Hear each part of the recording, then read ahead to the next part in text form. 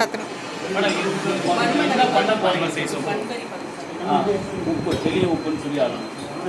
எளிய உப்புல வந்து +1க்கு வர பண்பறி பகுப்பாய்வு.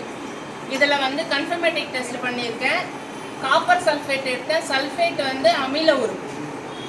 அந்த அமில உறுப்புக்கான உறுதி சோதனை செய்திருக்கேன். ஆக்சுவலாக இது வந்து சோடியம் கார்பனேட் சாறு நம்மளுக்கு கொடுத்துருக்க சால்ட்டு ப்ளஸ் வந்து கார்பனேட் சேர்த்து ஒரு சோடியம் கார்பனேட் கொதிக்க வச்சு சோடியம் கார்பனேட் சாறு எடுத்து அந்த சாறுலேருந்து இந்த டெஸ்ட் பண்ணணும்.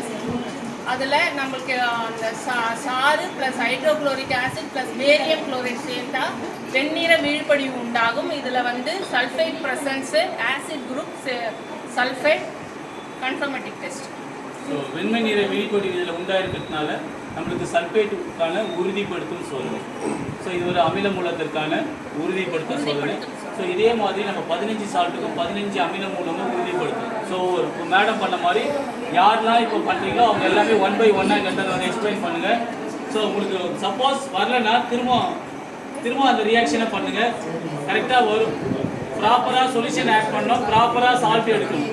ஸோ நம்ம ப்ராப்பர் மெத்தடை ஃபாலோ பண்ணோம்னா லாஸ்ட்டாக நம்மளுக்கு ரிசல்ட்டு நல்லா கிடைக்கும். ஸோ ப்ராப்பர் மெத்தடை ஃபாலோ பண்ணால் நம்மளுக்கு ரிசல்ட் ஒழுங்காகவே கிடைக்காது. ஓகேவா? குட். மேடம் கை தட்டுங்க.